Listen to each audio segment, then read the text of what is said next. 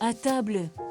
This French-style breakfast and brunch spot has around 12 locations in and around Budapest. I've been to the one in Mom Park Mall before, a while ago, but in this video, I'm visiting their newest branch, which opened last year, right in the heart of downtown, next to the St. Stephen's Basilica.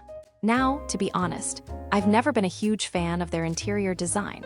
Most of their cafes tend to look a bit old-fashioned, even outdated.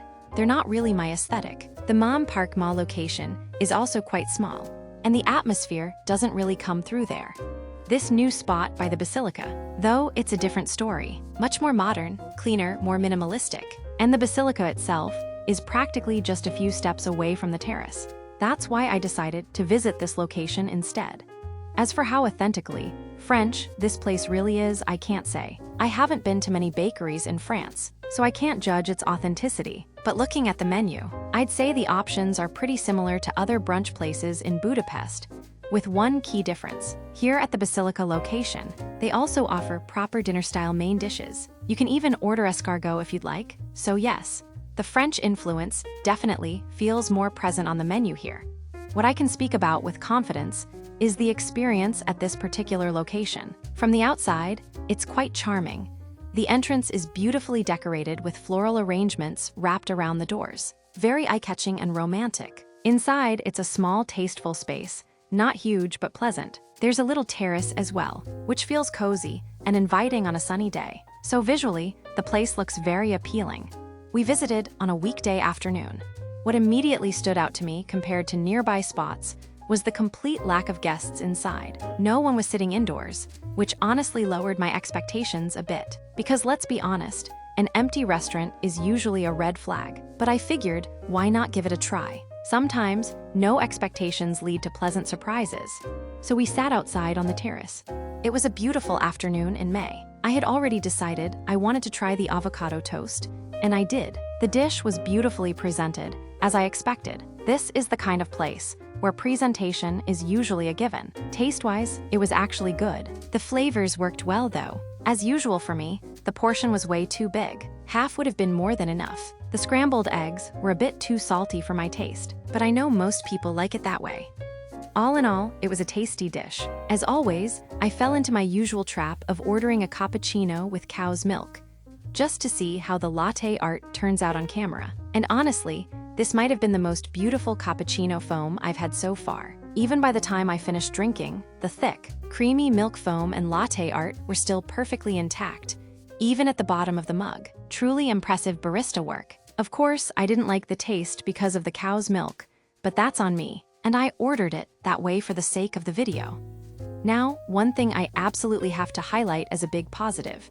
The waiter who served us was kind and friendly. Let's just say, that's not something I experience too often in Budapest. In general, in Hungarian cafes or restaurants, the best one can hope for is neutral behavior.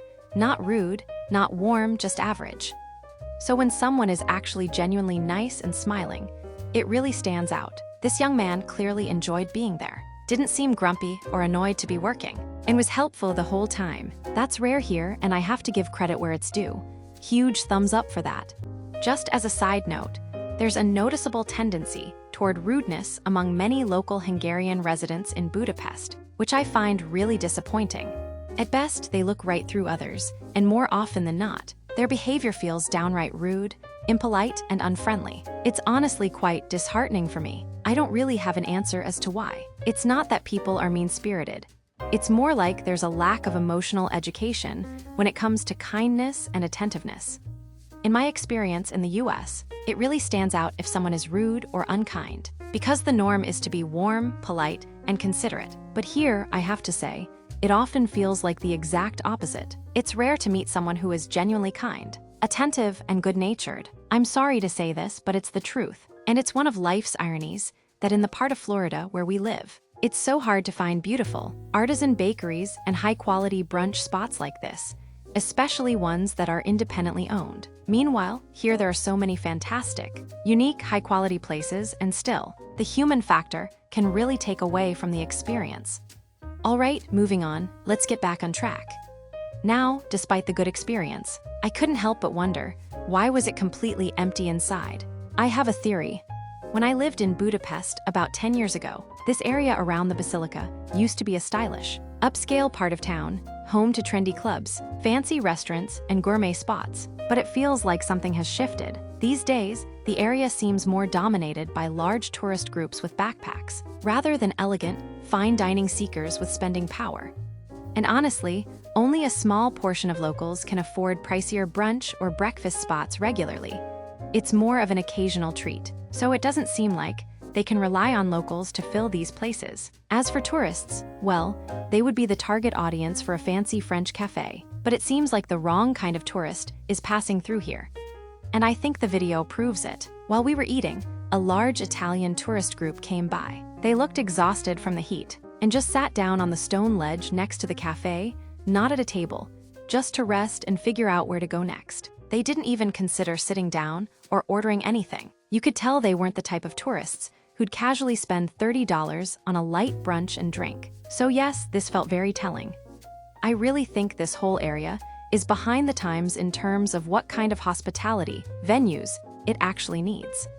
If it were up to me, I'd open large, casual beer gardens or fast-paced spots like fish and chips pubs, maybe Bavarian style, with enough seating for at least 100 people at a time. Somewhere tourists can relax, grab a quick refreshment, and then move on.